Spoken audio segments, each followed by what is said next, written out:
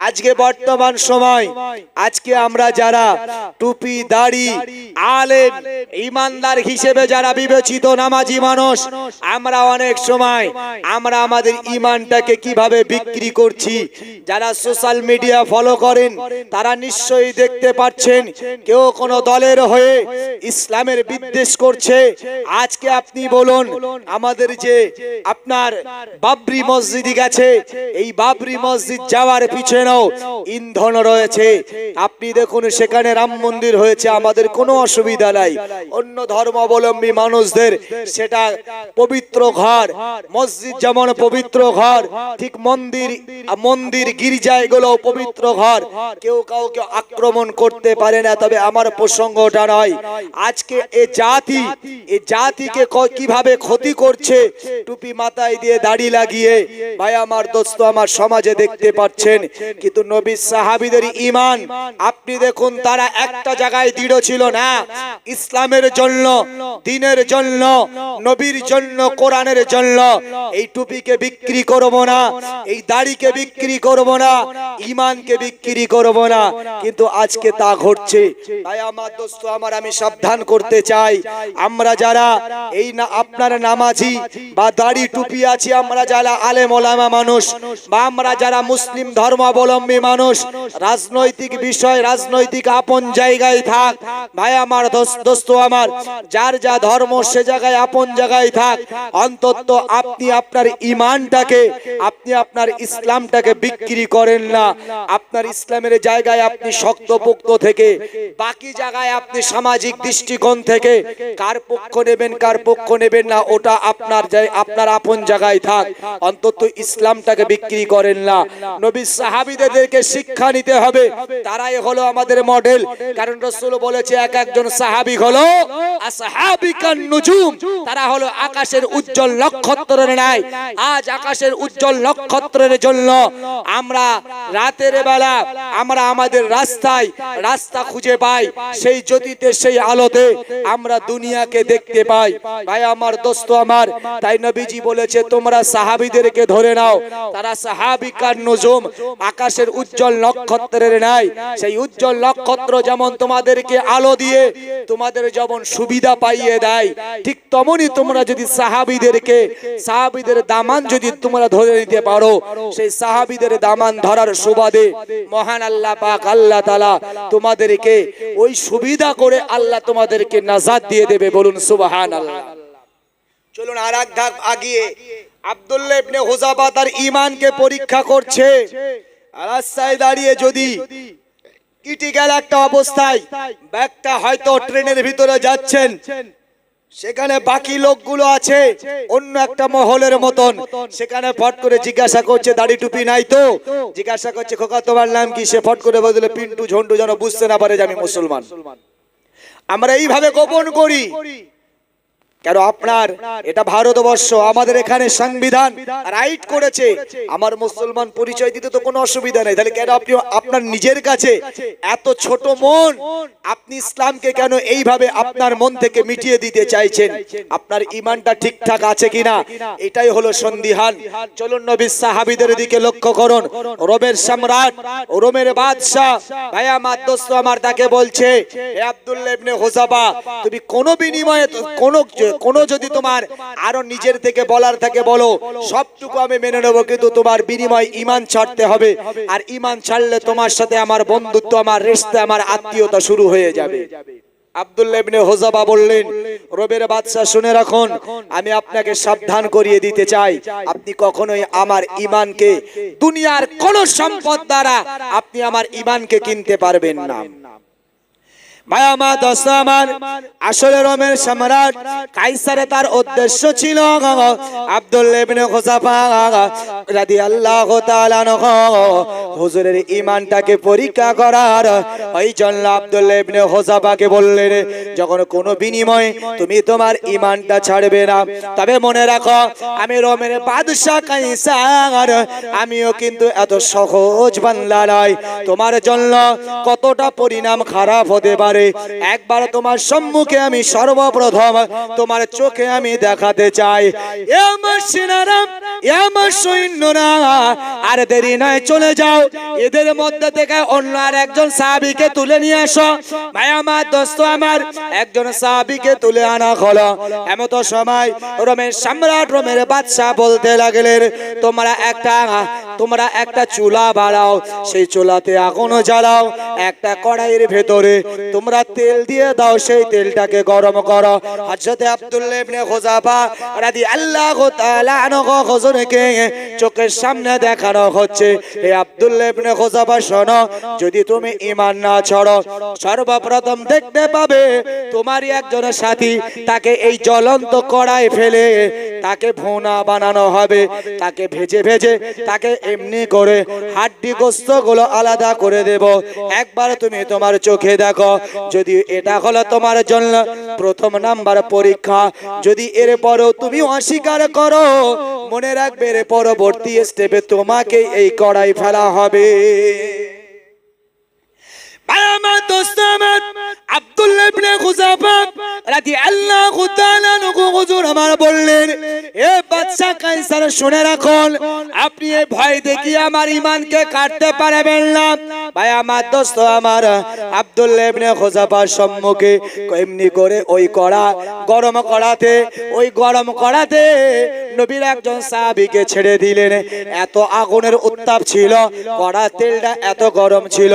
বিশ্বনবী সাল্লাল্লাহু আলাইহি ওয়াসাল্লাম হুজুরের সাহাবী তিনি বর্ণনা করেন, ওই সময় তার শরীরের গোশতগুলো, হাড্ডিগুলো একেবারে মুহূর্তের ভিতরে যেন আলাদা আলাদা আলাদা হয়ে গেল। তারপরে আব্দুল্লাহ ইবনে হুযাফা রাদিয়াল্লাহু তাআলা আনহু হুজুর আমার, তিনি তারপরেও তার মনটাকে নরম করেন নাই।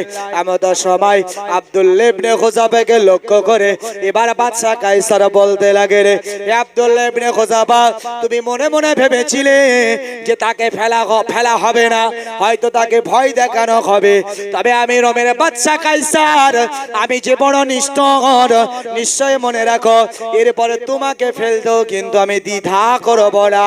ভাই আমার, দোস্ত আমার, আব্দুল্লাহ ইবনে হুযাফা রাদিয়াল্লাহু তাআলা আনহু হুজুর আমার ওই সময় তখন বাদশা কায়সারকে লক্ষ্য করে বললেন, আমি আমার জান দিয়ে দেব, আমি আমার সমস্ত মাল ইসলামের জন্য কুরবান করেছি, আমার জানকেও আমি কুরবানি করতে দ্বিধা করব না।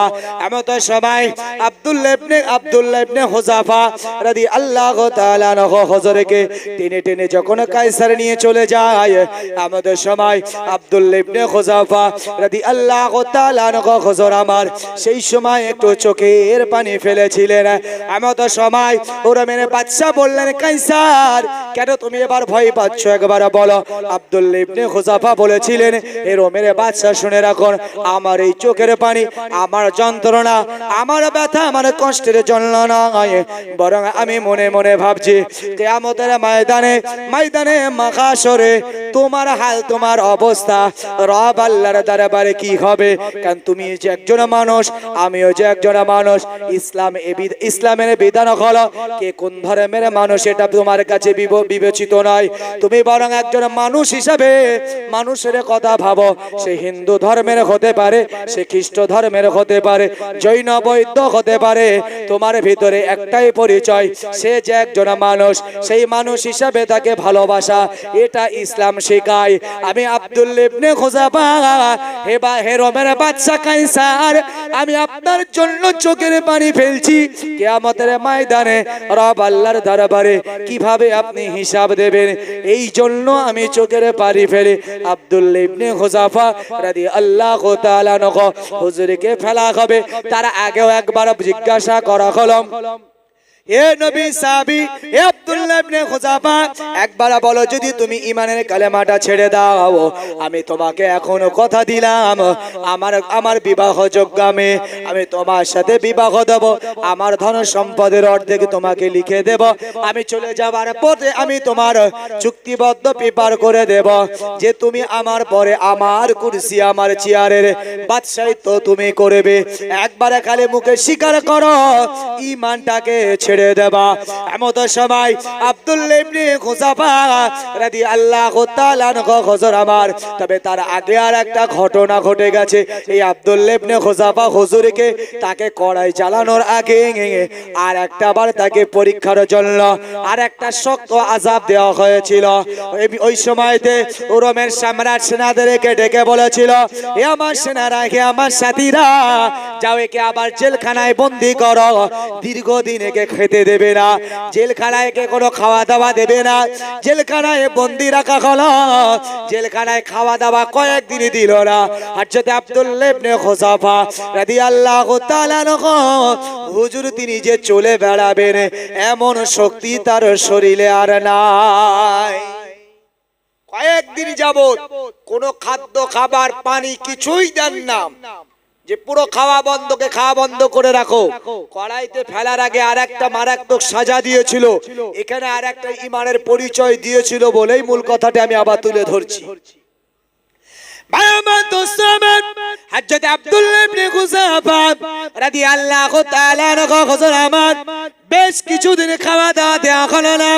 একটা দিনে তার ঘরের ভিতরে এক গ্লাস কিছুটা পানি আর কিছুটা খাবার হযরত আব্দুল্লাহ ইবনে হোযাফার ঘরে নিয়ে যাওয়া হলো। ভাই আমার দোস্ত আমার, আব্দুল্লাহ ইবনে হোযাফা রাদিয়াল্লাহু তাআলা আনহু হুজুরকে লক্ষ্য করে বললেন, হে আব্দুল্লাহ ইবনে হোযাফা, অনেক দিন তুমি খাওয়া দাওয়া করো নাই, আজকে তোমার জন্য বাদশার পক্ষ থেকে কিছু খাবারের ব্যবস্থা করা হয়েছে। সেই খাবারের মধ্যে আছে কি জানো হোযাফা? সেই খাবারের ভিতরে আছে কিছু শূকরের মাংস, আর যে পানিটা তোমাকে দেওয়া হয়েছে এই পানির ভিতরে কিছু শরাব, কিছু মদ মিশিয়ে দেওয়া হয়েছে। এই খাবারগুলো তোমার জন্য বরাদ্দ। ভাই আমার দোস্ত আমার, হযরত আব্দুল্লাহ ইবনে হোযাফা রাদিয়াল্লাহু তাআলা আনহু হুজুর আমার, তিনি চলতে পারেন না, হাঁটতে পারেন না, কিন্তু তার ভিতরে ঈমানি জজবা তৈরি হয়ে গেল। এমন সময় তিনি সোজা দাঁড়িয়ে পড়লেন। তিনি এমন শক্তি, এমন একটা শক্তি প্রদর্শন দেখিয়ে বলতে লাগলো, হে বাদশা, রোমের বাদশা কাইসারের কুত্তারা শুনে রাখো, আমি আব্দুল্লাহ ইবনে হোযাফা আমি না খেয়ে মারা যাব, আমি না খেয়ে জীর্ণ শীর্ণ হয়ে গেছি, আমি না খেয়ে মারা যাব। তবে তারপরেও মনে রাখো, আমি আমার জবান দিয়ে কখনো ওই হারাম খাদ্য আমি ভক্ষণ করব না। জোরে বলুন সুবহানাল্লাহ।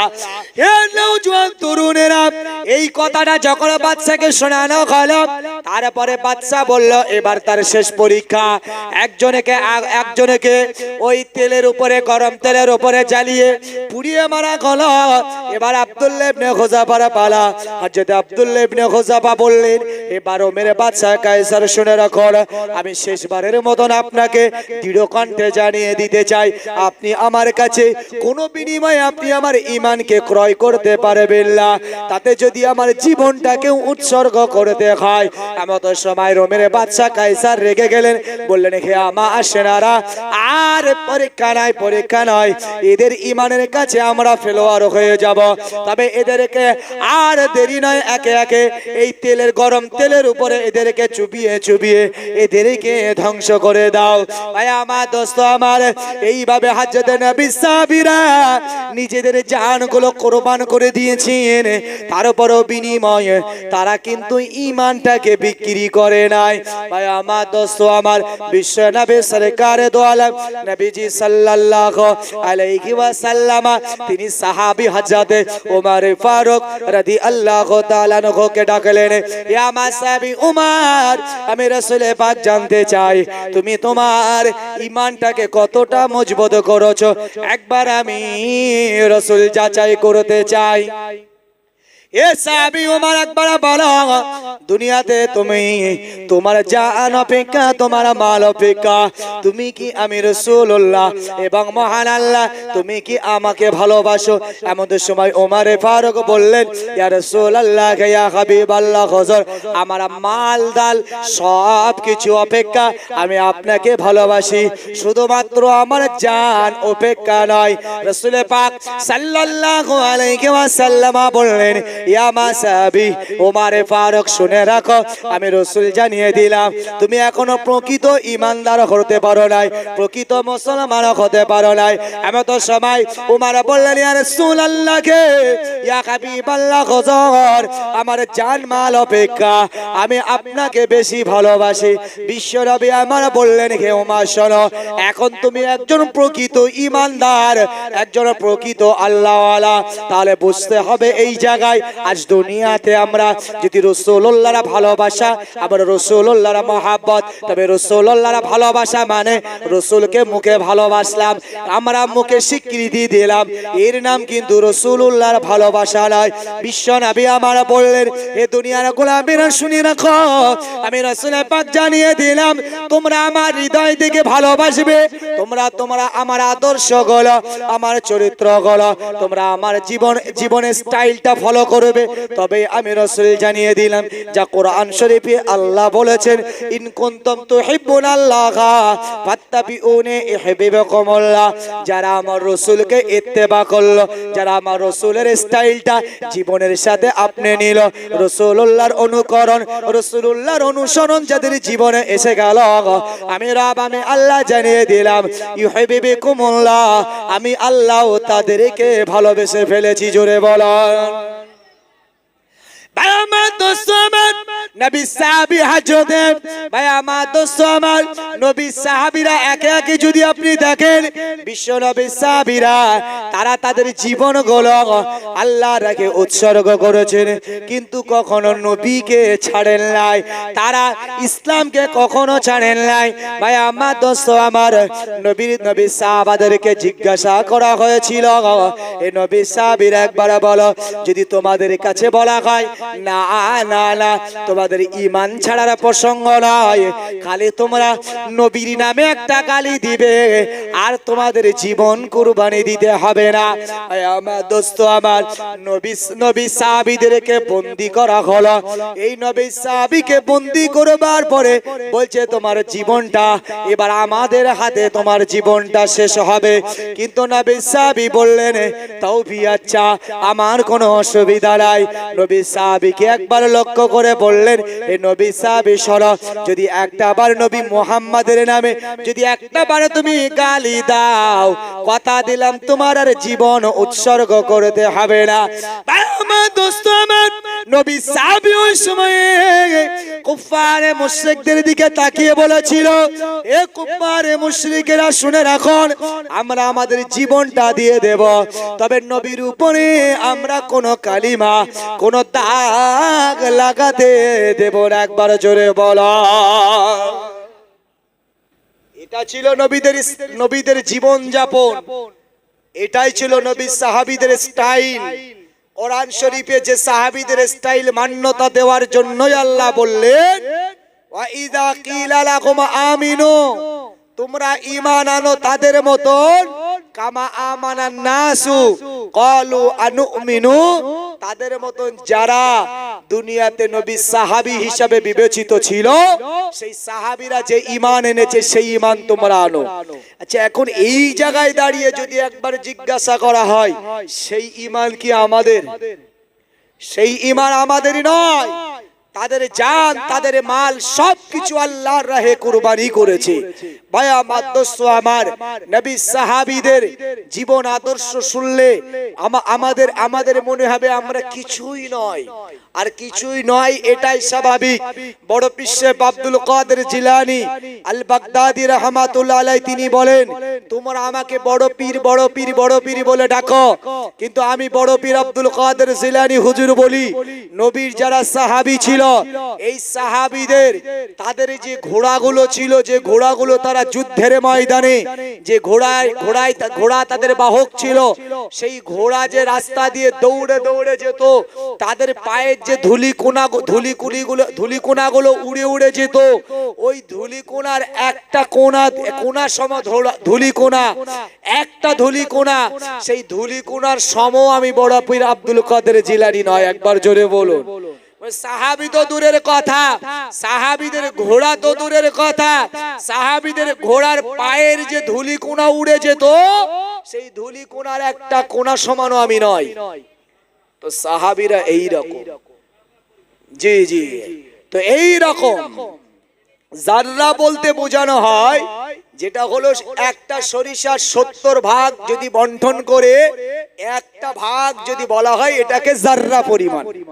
তো ভাই আমার, দোস্ত আমার, তো আমরা নবী হযরতে বড় পীর হুজুরের কথা বলছেন, তো আমরা তো ততটা হওয়া তো ভাবা তো অনেক দূরের কথা, কিন্তু সেই সাহাবীদের জীবনের স্টাইলটা আমাদেরকে আপনি নেওয়ার কথা।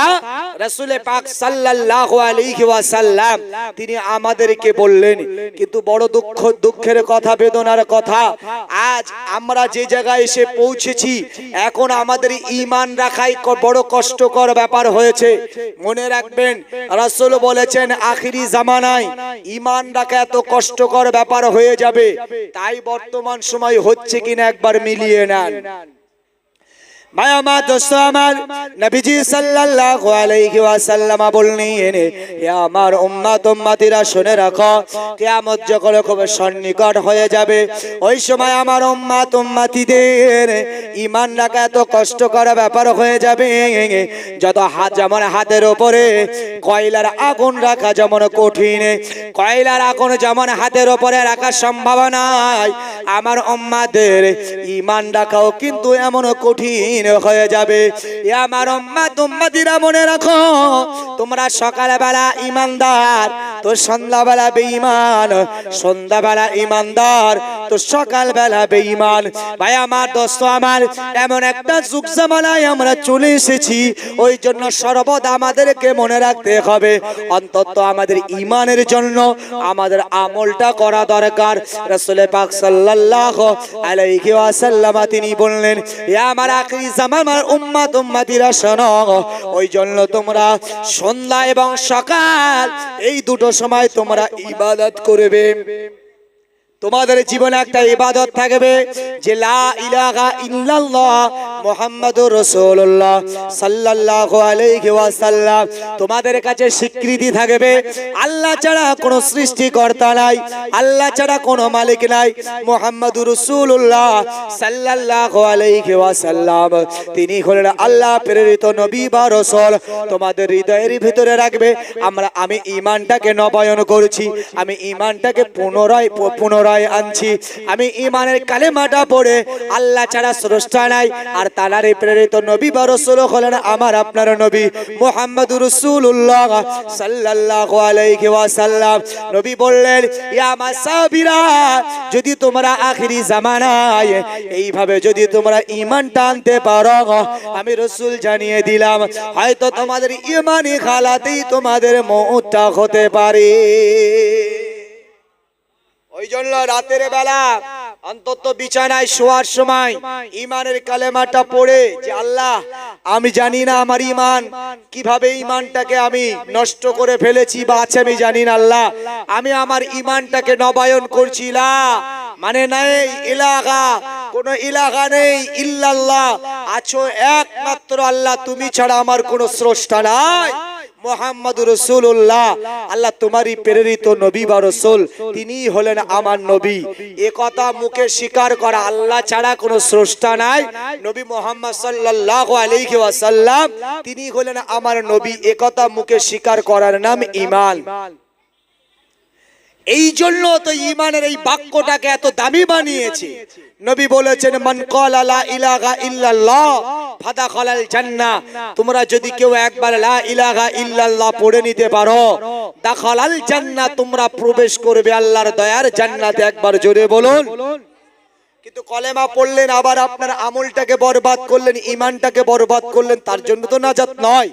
যেই জন্য রাসূল পাক সাল্লাল্লাহু আলাইহি ওয়াসাল্লাম বলেছেন, যার শেষ বাক্য হয়ে গেল কলেমা, মানুষটা বেনামাজি হতে পারে, বেরোজগার হতে পারে, অন্যান্য ইবাদত বান্দেগী তার ভিতরে না দেখলেও যদি মরণের বিছানায় যদি শেষ বাক্য কলেমাটা হয়ে যায়, আল্লাহ তাকে বিনা হিসাবে জান্নাত দিয়ে দেবে। জোরে বলুন সুবহানাল্লাহ।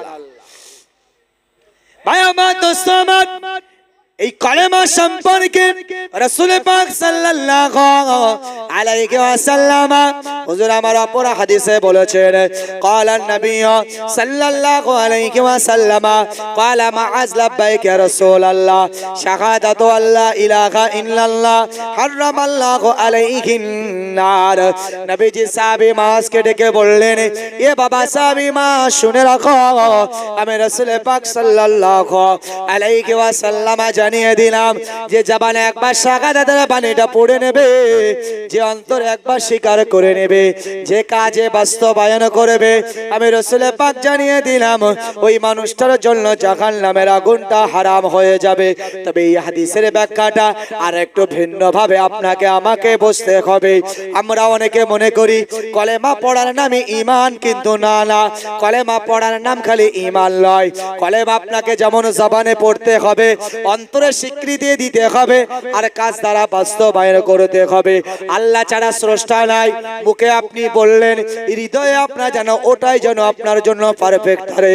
কারণ আপনারা যখন ভোটের সময় হবে, ওই সময়ে আপনি জানেন সারা জীবন রাজনীতি করেন না, হঠাৎ ফ্ল্যাগ নিয়ে ঘুরছে, জিজ্ঞাসা করছে কি ব্যাপার গফুর চাচা, কোনোদিনই তোমাকে রাজনীতিতে ঘুরতে দেখিনি, আজকে কেন ফ্ল্যাগ নিয়ে ঘুরছ? বলছে উপায় নাই, যদি ফ্ল্যাগ না ধরি আমার সরকারি ঘরটা আসবে না, ওটা না ধরলি ঘরটা আসবে না। তাহলে ওই ফ্ল্যাগ বা পার্টি ঘর দেওয়ার মালিক, এটাই তো আমার কাছে প্রমাণ। হে নওজোয়ান তরুণেরা, এটাই হলো আমাদের ঈমান। কোরআন শরীফে আল্লাহ বললেন, হে আমার গোলামেরা শোনো, আমা মিন দাব্বাতিন ফিল আরদি ইল্লা আলাল্লাহি রিজকুহা। এ দুনিয়ার গোলামেরা, দুনিয়াতে তোমাদের রিজেকের মালিক হলাম আমি আল্লাহ। খাওয়ার নাম খালি রিজেক নয়, দুনিয়াতে ঘর বাড়ি এটাও হলো আল্লাহর রিজেক। দুনিয়াতে আপনার অর্থ সম্পদ টাকা পয়সা এগুলো হলো আপনার রিজেক। খাদ্য খাবার ওগুলো রিজেক। আল্লাহ বলছে দুনিয়ার গোলাম, ও সব কিছুর মালিক হলাম আমি আল্লাহ, ওর মালিক কিন্তু তোমরা নয়। তাহলে আপনার সরকারি ঘরের দরকার, ওটা আপনি ভাবছেন পার্টির নেতা, পার্টির মেম্বার হলো তার লিডার, পার্টির মেম্বার ওই পতাকায় আমাকে দিতে পারে ঘর। আল্লাহর প্রতি আপনার বিশ্বাসের জায়গা কিন্তু ঠিক থাকলো না, তাহলে আপনার ঈমানের গড়বড়ি আছে না নাই, এটা আপনি আপনার বিবেক দিয়ে বিবেচনা করেন। ভাই আমার, দোস্ত আমার, তাই রাসূল পাক সাল্লাল্লাহু আলাইহি ওয়াসাল্লাম বললেন, হে আমার গোলামেরা, তোমরা যখন আল্লাহকে আল্লাহ বলে আল্লাহকে আল্লাহ বলে জবানে স্বীকার করেছ, আল্লাহ ছাড়া স্রষ্টা নাই, আল্লাহ ছাড়া আইন দাতা নাই, আল্লাহ ছাড়া রিজেক দাতা নাই, আল্লাহ ছাড়া কোনো মালিক নাই, তাহলে তোমরা হৃদয় দিয়ে বিশ্বাস করে নাও আল্লাহ আমার রিজেকের মালিক, আল্লাহ আমার ঘর বাড়ির মালিক, আল্লাহ আমার টাকা পয়সা অর্থ বিত্তর মালিক, সবকিছুর মালিকই হলেন সেই আল্লাহ। কিন্তু আপনি যদি ক্ষণেকের জন্য যদি আপনার ব্রেনটাকে যদি আপনি ডাইভার্ট করে যান, তাহলে আপনি ঈমান থেকে কিন্তু সরে গেলেন।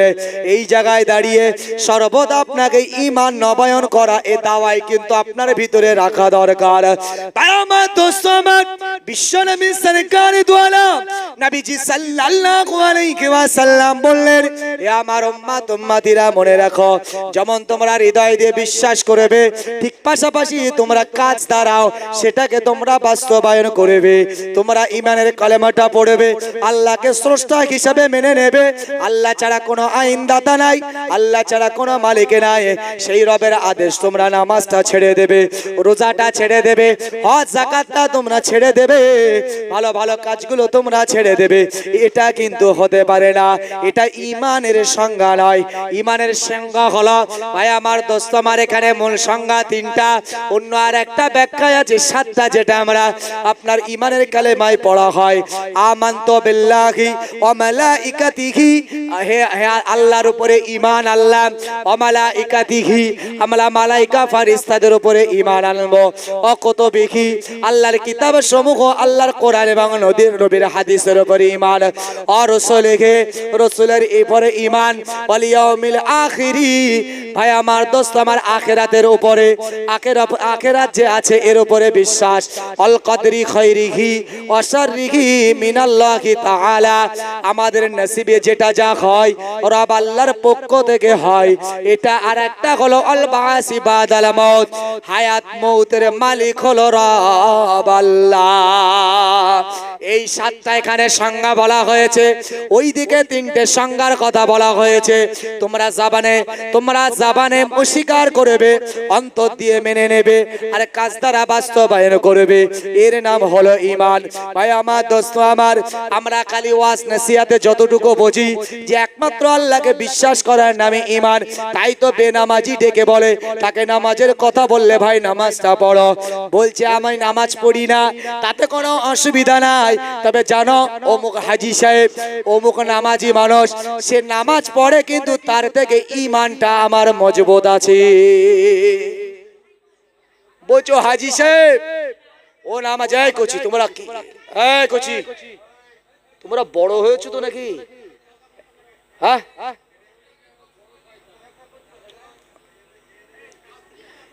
চলুন আমি ছেড়ে দেবো, আর একদম লম্বা চওড়া করছি। আমি মূলত ঈমানের প্রসঙ্গই বলছিলাম, তাই আমি মূল কথা কিছু আমি বলে আমি আলোচনা শেষ করব। তো আমরা কিছু নামাজি মানুষকে নিয়ে বেনামাজি আমরা কটূক্তি করছি, তাকে নামাজের কথা বলে আমি নামাজ পড়ে তাতে কি আছে জানো? ও গফুর চাচা নামাজ পড়ে 5 ওয়াক্ত, কিন্তু ওর থেকে আমার অনেক ঈমান চাঙ্গা আছে। ও হাজি সাহেব ওর থেকে আমার ঈমান চাঙ্গা আছে, বলি ঘোড়ার কচু আছে, তোমার নেই? তোমার নেই ইসলাম। আপনি যদি রাসূলের হাদিসটা যদি আপনি ফলো করেন, বিশ্বনবী আমার বলছেন, ভাই আমার দোস্ত আমার, সাহাবারা জিজ্ঞাসা করলেন, ইয়া রাসূলুল্লাহ, ইয়া হাবিবাল্লাহ, হুজুর একজন ঈমানদার আর একজন কাফের কিভাবে চিনবো? রাসূল বলছে, দেখবে কাফের কোনোদিন নামাজ পড়বে না, আর ঈমানদার সে নামাজ পড়বে। বলুন সুবহানাল্লাহ। আমার কথা নয়, এইসব পরিচয় সমাজে দেয়। আপনি নামাজ পড়তে পাচ্ছেন না, কবিরা গুনাহ হচ্ছে, আপনি আপনি আপনার নামাজিকে ডেকে বলার দরকার নাই, তার জীবনে ভুল থাকতে পারে, মানুষ পাপ করবে, এটাই স্বাভাবিক, মানুষ ফারিস্তা নয়। ভাই আমার, দোস্ত আমার, তুমি যদি বলো যে আমার জীবনে কোনো পাপ নাই, আমি বলবো তুমি হলে পাক্কা ইবলিশ। কারণ মানুষের সিফাত, মানুষের গুণ হলো মানুষ অপরাধ করবে, মানুষ ভুল করবে, কম আর বেশি, এটাই হলো স্বাভাবিক। কেউ বলতে পারবো না যে আমরা একেবারে নিষ্পাপ। যদি আমার মতন মাওলানা যদি বলে যে আমি একেবারে ফারিস্তার বাচ্চা, আপনারা সব গুনাহগার, আমি হলাম পাকা ইবলিশ। কারণ এই সিফাত হলো ইবলিশের। ইবলিশ একমাত্র মিথ্যা কথা বলতে পারে, ইবলিশ একমাত্র বলতে পারে যে আমি সাচ্চা, আমার কোনো ভুল নেই, আমার কোনো অপরাধ নাই। ও তো কাফেরদের দলভুক্ত হয়ে গেছে, ওর বলার না বলা কোনো যায় আসে না। আসলে আমি যদি বলে থাকি তো আমি ইবলিশকে অনুসরণ করলাম, আমি হলাম একজন পাকা ইবলিশ। ওই জন্য অন্যায় সবার ভিতরে আছে। বেনামাজি ভাই, আপনি নামাজ পড়েন না, ওটা আপনার আলাদা বিষয়, কবিরা গুনাহ হচ্ছে।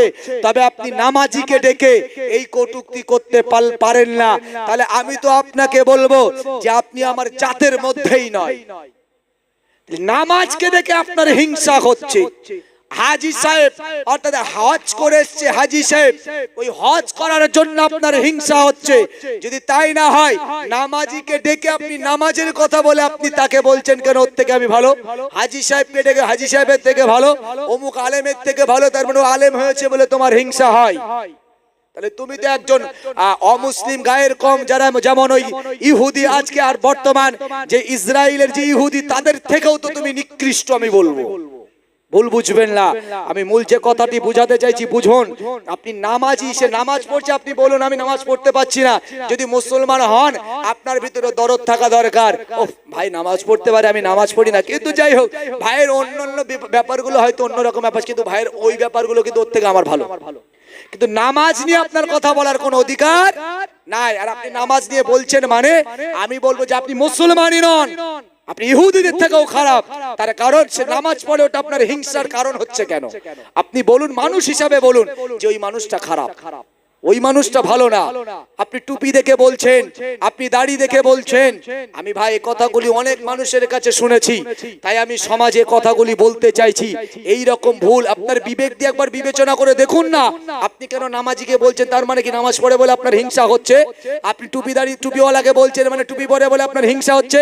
নবীর সুন্নাতের প্রতি আপনার হিংসা, শত্রুতা আছে, নবীর সাথে আপনার দুশ্মনী আছে। নামাজ পড়ে বলে হিংসা মানে আল্লাহর সাথে আপনার দুশ্মনী আছে। ভাই আমার, দোস্ত আমার, আমার ভুল বুঝবেন না, এই সমস্ত অপবাদ দিয়ে কখনো যেন কাউকে গালি দেবেন না। মানুষ হিসেবে খারাপ, আপনি গফুর চাচা ভালো না, সত্তার চাচা ভালো না, রহিম ভাই ভালো না, এ কথা আপনি একবার না 5 বার বলুন। আমি আপনার সাথে অতটা ডিভাইডেড করতে চাইছি না, কিন্তু নামাজ নিয়ে বললে, দাড়ি নিয়ে বললে, টুপি নিয়ে বললে, হজ নিয়ে বললে, আলেম হয়ে বললে, আমি বলবো যে আপনাকে যদি আমি কোরআন হাদিস দ্বারা প্রমাণ না করতে পারি যে আপনি ইহুদিদের থেকেও নিকৃষ্ট, আমি আর কোনোদিন এই ওয়াজের মাহফিলে আলোচনা করব না। ওই জন্য বলছি এই কাজটা অতি জঘন্য, কারোর মুখে এই রকম আনবেন না। সকলে মনে রাখবেন ইসলাম সবার। আপনি নামাজ পড়ছেন না, আপনি নামাজিদেরকে সহযোগিতা করুন। একজন হাজী সাহেব, আপনি হাজী সাহেব হতে পারেননি, হাজী সাহেবকে খেদমত করুন। আপনি একজন আলেম হতে পারেননি, আলেমকে খেদমত করুন।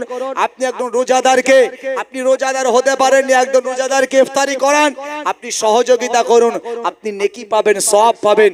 বরং এই ইবাদতগুলো নিয়ে আপনি যদি এই কথাগুলি বলেন তাহলে আপনার ঈমানি খাতরা চলে আসবে, কারণ এগুলো অনেক গভীর আলোচনা, ডিপলি আলোচনা রয়েছে। যাই হোক, আর লম্বা চওড়া নয়। আল্লাহ আমাদের সকলকে সঠিক বুঝার তৌফিক দেন। সকলে বলি আল্লাহুম্মা আমিন। ভুল ভ্রান্তি হতে পারে, সন্তান ছোট ভাই মনে করে ক্ষমা করবেন। সকলে আমার জন্য দোয়া রাখবেন, আমি আপনাদের জন্য দোয়া রাখি। আসুন আমরা সকলে নবী পাকের মহব্বতে আল্লাহ পাকের সম্মুখে দাঁড়িয়ে সালাতুস সালাম পড়ি। ইয়া নবী সালামুন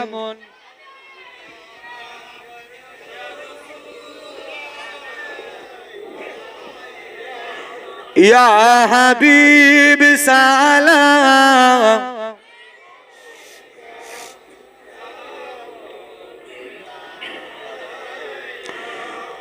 তালাল বদরু আলাইনা মিন সানিয়াতিল বিদাই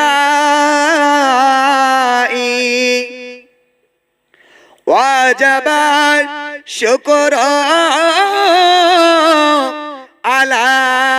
আলাইনা মাদা লিল্লাহি দাই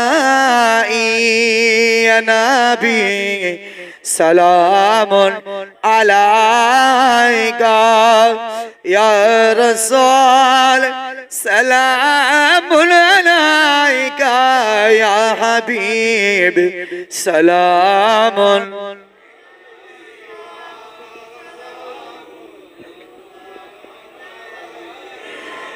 जब नबी पैदा